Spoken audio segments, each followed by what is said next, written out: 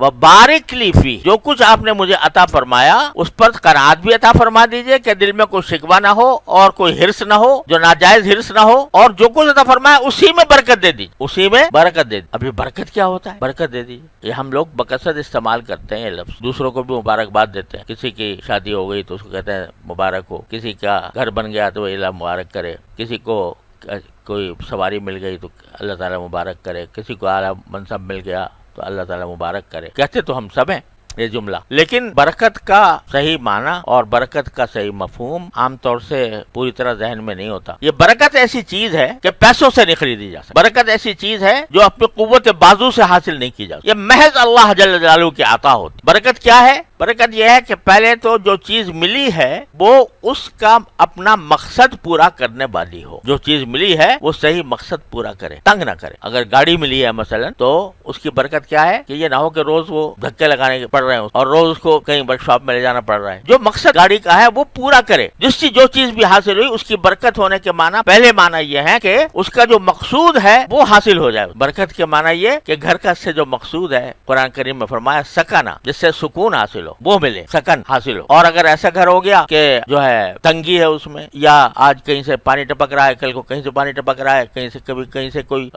گڑبڑ پیدا ہو گئی تو اس میں برکت نہیں ہوئی۔ تو برکت کا ایک معنی یہ ہے کہ جس کام کے لیے جو چیز وضع ہوئی ہے وہ پورا کام دے۔ اب یہ برکت جو ہے نا یہ پیسوں سے نہیں آتی، خرید لائے اعلیٰ سے اعلیٰ چیز، شاندار کار خرید لائے، لیکن جو اس کا اصل فائدہ تھا وہ حاصل نہ ہو سکا۔ دولت ہی لے لو، پیسہ، یہ پیسہ جو ہے بذات خود کوئی نفع پہنچانے والی چیز ہے، اس کو کھا سکتے ہو، اس کو پہن سکتے ہو۔ پیسہ جو ہے یہ تو کچھ اپنی ذات میں کوئی نفع پہنچانے والی چیز نہیں ہے، اس سے کوئی چیز خریدی جاتی ہے، اس سے کوئی راحت کی چیز حاصل کی جاتی ہے تو اس کا کچھ فائدہ ملتا ہے۔ اب پیسہ تو ہے اور روز آدمی اپنا بینک بیلنس چیک کر رہا ہے کہ میرے بینک بیلنس میں آج اتنے اضافہ ہو گیا، آج اتنا ہو گیا، آج اتنا ہو گیا۔ الذی جمع مالا وعددہ، قرآن شریف کہتا ہے کہ جو مال جمع کرے اور گنتا رہے، تو گنتی گن رہا ہے روز، لیکن گھر میں بیماریاں کھڑی ہوئی ہیں، پیسے گن رہا ہے روز اتنے بڑھ گئے، اور معلوم ہوا کہ فلاں بیمار ہو گیا لہٰذا اسپتال لے کے جاؤ، وہاں پر اتنا پیسہ خرچ کر دیا۔ تو پیسہ تو ہے لیکن جس کام کے لیے آیا تھا کہ راحت ملے وہ راحت نہیں حاصل ہو رہی، برکت نہیں۔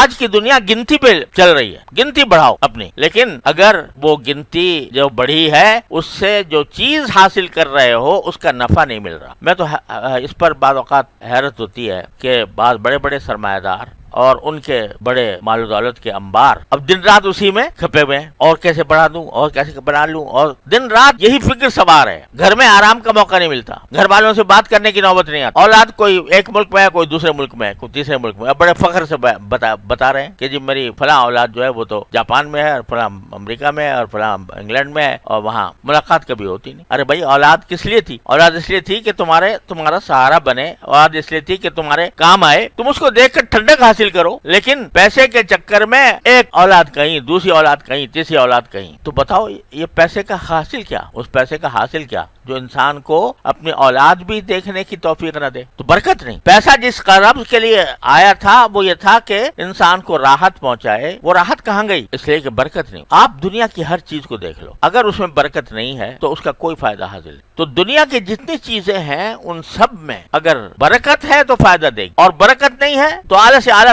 سامان بنا لو، کچھ فائدہ نہیں۔ میرے والد ماجد قدس اللہ تعالی سرہ فرمایا کرتے تھے کہ آج لوگوں نے اسباب راحت کا نام راحت رکھ لیا، اسباب راحت کا نام راحت رکھ لیا۔ جو راحت کے اسباب ہیں، بھائی گھر ہے، مکان ہے، اچھا ہے، بستر اچھا ہے، صوفے ہیں، اعلیٰ درجے کا بستر ہے، یہ اسباب ہے راحت، یہ بذات خود راحت نہیں ہے، یہ اسباب ہیں۔ اگر یہ ہو موجود اور راحت نہ ملے، کھانا ہے کھا نہیں سکتے، بستر ہے سو نہیں سکتے، تو راحت کہاں گئی؟ لوگ یہ سمجھ رہے ہیں کہ بھئی راحت کے اسباب جمع کرو جتنے ہو سکے، لیکن راحت وہ تو خالص اللہ جل جلالہ کی عطا ہے، وہ پیسوں سے نہیں خریدی جا سکتی، وہ کہیں سے اپنے قوت بازو کے ذریعے حاصل نہیں کر سکتے۔ اس لیے کہا جاتا ہے کہ اللہ برکت عطا فرما۔ تو ایک تو برکت کے معنی یہ ہے کہ جس مقصد کے لیے جو چیز ہے اس مقصد کا فائدہ دے، اور دوسرے برکت کے معنی یہ ہے کہ تھوڑی چیز میں بھی زیادہ چیز کا مقصد حاصل ہو جائے۔ ہے چیز تھوڑی لیکن اس کو اللہ تبارک و تعالی اس تھوڑی چیز میں بھی اللہ تبارک و تعالی اتنی راحت عطا فرما دیں جو بہت ساری چیزوں کے اندر مل کے بھی حاصل نہیں ہوتی۔ یہ ایک مشاہدہ ہے کہ حلال کمائی کے اندر اللہ تعالیٰ برکت رکھ، جو حلال طریقے سے حاصل، تو وہ تھوڑے میں بھی گزارا ہو जाता। और अगर अल्लाह बचाए नाजायज तरीके इख्तियार किए गए, हराम तरीके इख्तियार किए गए, धोखाबाजी की गई, जो अपने फराइज है उनमें कोताही की गई, तो उस सूरत में माल चाहे कितना भी हो जाए लेकिन बरकत नहीं होगी।